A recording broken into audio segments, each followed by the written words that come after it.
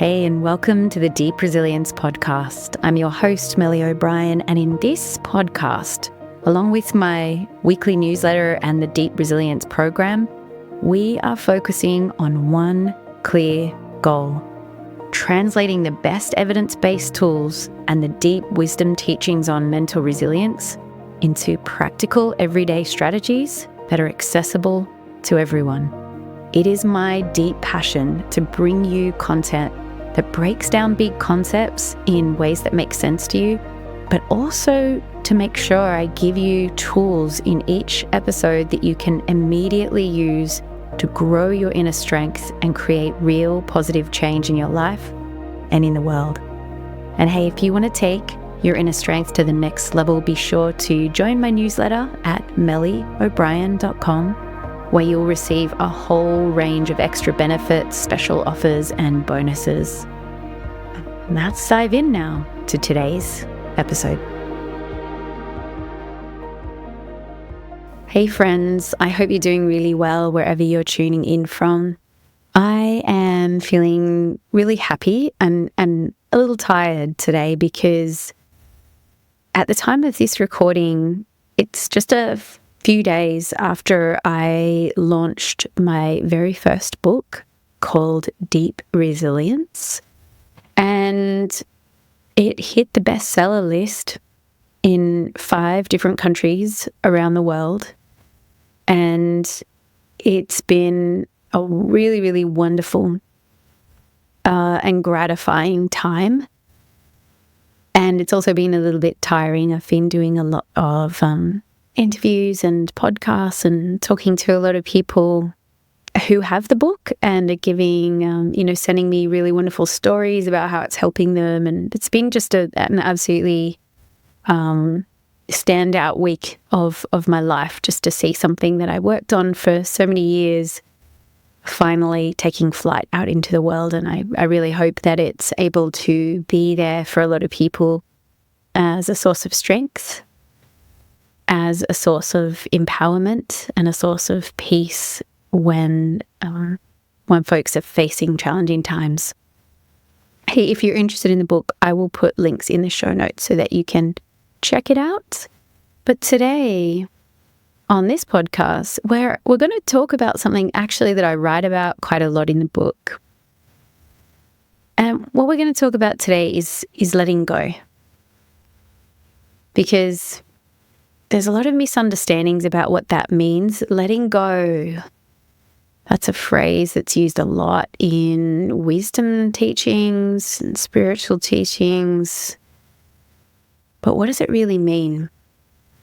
And why is it so important to check in with ourselves about this particular topic when we're going through hard times? So I'm going to explain all of that in this episode, and I'm going to give you some tips, some really practical tips for how to let go of resistance so that you can find more resilience and more inner peace and meet your challenges more effectively in hard times. That's what we're going to explore today. So letting go in the way that I'm speaking of it here today and the way that it's spoken about in wisdom teachings, it doesn't have anything to do with giving up or not caring or being a doormat. It's about releasing psychological resistance to what is happening so that we can move through life with more freedom, more clarity, and more peace. So many of us actually live in a fairly continuous stance of struggle against reality. In other words, we're always wishing things were different. We're clinging to control. We're fearing uncertainty. We don't want any uncertainty in our lives, and that creates a lot of tension and stress. So what if we could meet life with openness and confidence and work with the current of life rather than against it? meeting life with openness instead of resistance and struggle. So that's what we're going to unpack. There's a well-known saying from the Buddhist tradition: pain is inevitable, but suffering is optional. What does this mean? Well, pain, in the way that this saying refers to, means physical pain or a loss or a disappointment or something happening in our life that we would probably rather not happen. It's either painful or it's unpleasant or it's unwanted. But those kinds of things are a natural part of human life. We all experience sickness, physical pain, losses, heartaches, disappointments.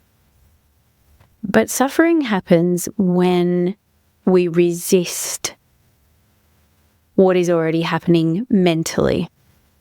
So to tease apart this difference a little bit more, just think about a time when you were stuck in traffic. So the reality of the situation is pretty simple. You're sitting in a car waiting. There's traffic around you. So you might just simplify that down to it's painful. It's an unwanted situation. But the suffering, that is what comes from the mind's resistance to what's happening. So thoughts, in other words, thoughts about what's happening, like, God, this is so annoying. Oh, this shouldn't be happening. I need to be somewhere else right now. Why has this happened to me? Why are all these stupid drivers not driving properly?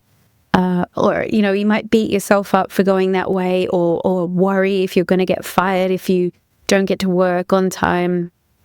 So the moment that we start to layer mental resistance on top of an already unpleasant situation, we create tension, stress, and what we could just simplify down into suffering. We create more tension, anguish, anger, anxiety, stress on top of the initial situation, right? So the initial situation, you're sitting in a car, your hands are on the steering wheel, you're breathing, birds outside are tweeting, okay? And the resistance comes in, whether it's towards a small frustration, like a traffic jam, or a major life challenge. When we add the suffering on top, it only adds more suffering to an already tricky situation.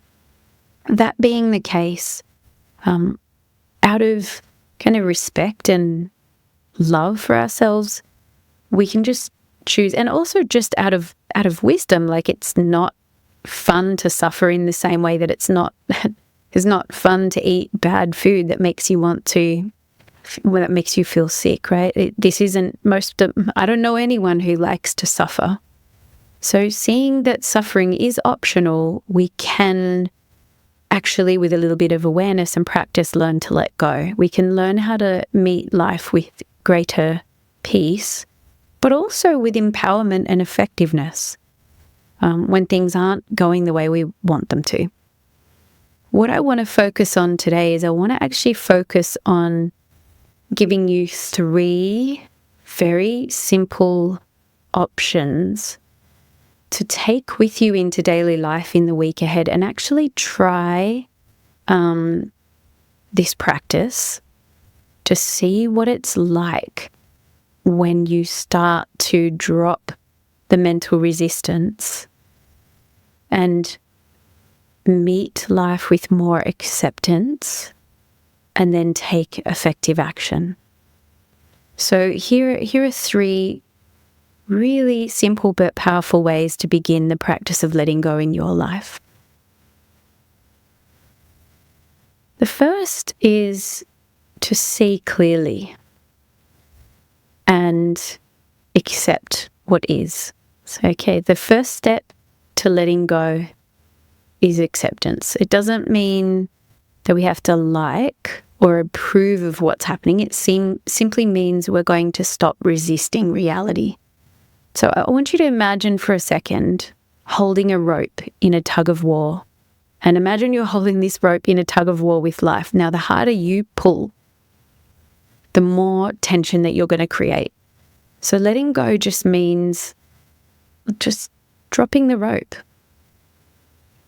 So literally, it's like that simple. It's almost like just if you're clenching your fist, it's just like opening that fist and just softening to the way things are in that moment. So the next time you feel resistance arise, the way that you're going to drop that rope is by using this simple mantra. Mentally say to yourself, this is what's happening right now.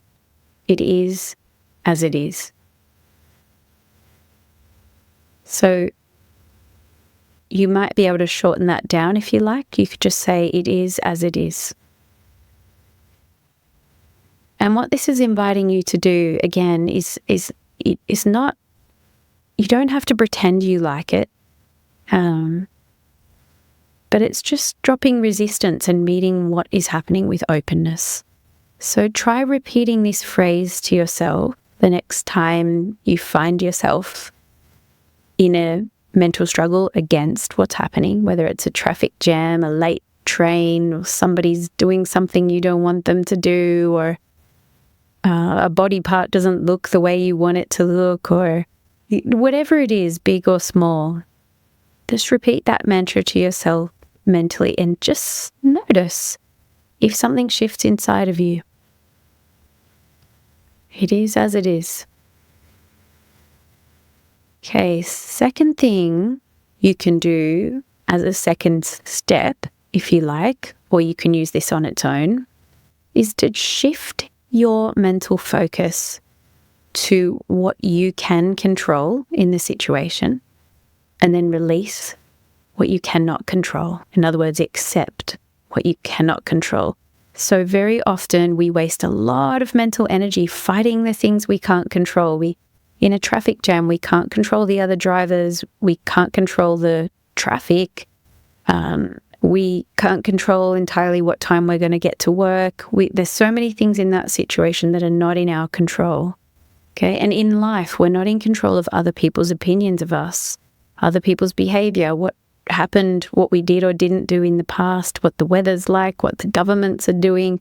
We can't control all of that. But wisdom is knowing to place your focus on what you can control. So a helpful question to ask yourself is, what can I control right now? What action can I take to change things for the better? Okay, so in the traffic jam, it might mean letting go of resistance. Okay, it is as it is. Now I'm going to focus on what I'd like to do in this situation right now. So you might be able to take a shortcut. You might realize you don't have much you can do except for call your boss and tell them you're late. Or maybe put on a podcast you like, and that's it. Whatever you cannot control, practice loosening your grip on that. It is as it is. So the practice of letting go doesn't mean being passive, you see. It means directing your energy where it really makes a difference. So there's a lot of intelligence and wisdom in this. Third practical tip, breathing. Sometimes resistance can be very, very persistent and very strong. It may be easier to let go of resistance in a traffic jam. It may be much harder to let go of resistance when it's something much bigger. So one of the simplest ways you can actually down-regulate your nervous system, let go of a little bit of tension and stress and find your center again, is to use the breath. The breath is always with you, and it's a powerful anchor to bring us back home to our center and our strength and a little bit more ease and peace. So a practice that a lot of people respond really well to when I'm coaching them is a practice called I breathe in, I let go. And this just really helps to let go of resistance when you need a little bit more support in finding your center. So close your eyes if you are in a place where you can do that, or soften your gaze. Obviously, you won't do this if you're driving. And just take a deep breath in now, and as you inhale, mentally saying to yourself, I breathe in. And as you exhale, mentally saying to yourself, I let go. We can try that again. Inhaling, I breathe in. Exhaling, I let go. So take a few more breaths like that now, and just notice if your mind and body begin to soften. Just practicing this on your own for a few seconds.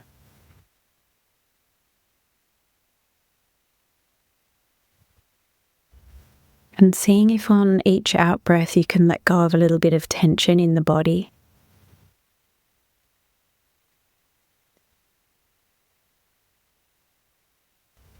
And centering your focus on the breath and the mantra. I breathe in. I let go.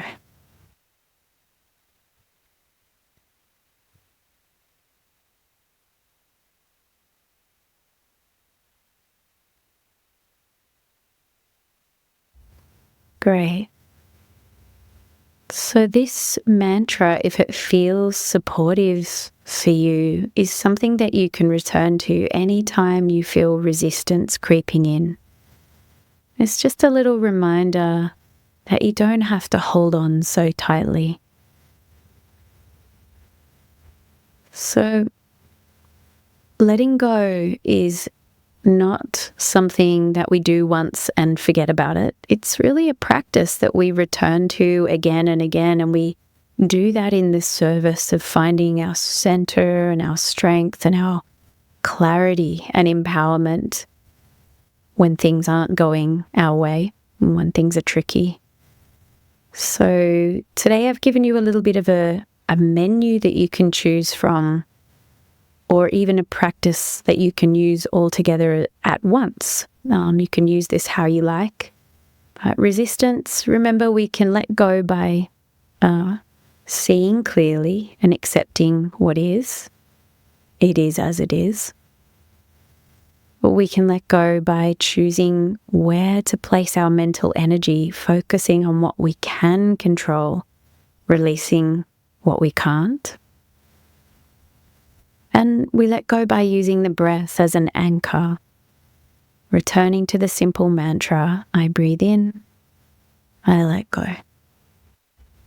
And when we practice this, we begin to meet life with less struggle, more ease, and a deep sense of inner freedom and empowerment. So thank you so much for joining me today. I hope you found this helpful. If you did find this episode helpful, you might like to subscribe to the podcast. And if you want some more guidance on building inner strength, remember to check out my book, Deep Resilience, where I dive much deeper into these practices and more. Until next time, take a deep breath and let go. If you know someone who you think might benefit from listening to this episode, share it with them. Sharing it could really help them to feel better and improve the quality of their life. And if you found this episode helpful, remember to subscribe to this podcast so that you can receive more tips on growing your inner strength and keep practicing along with us every week. And if you'd like some more support in becoming mentally, emotionally, and spiritually stronger, come check out the offerings I have to support you on my website at www.mellyobrien.com. As well as coaching and course options, I also have a bunch of free resources for you, including a free Deep Resilience Care Package, which you can begin to use right away to get some immediate relief from stress and suffering, improve your resilience and mental well-being, and help you navigate whatever you're going through with more wisdom, skill, and confidence. You can find the links for all of that in the show notes. Thanks again for tuning in. Take care and stay strong.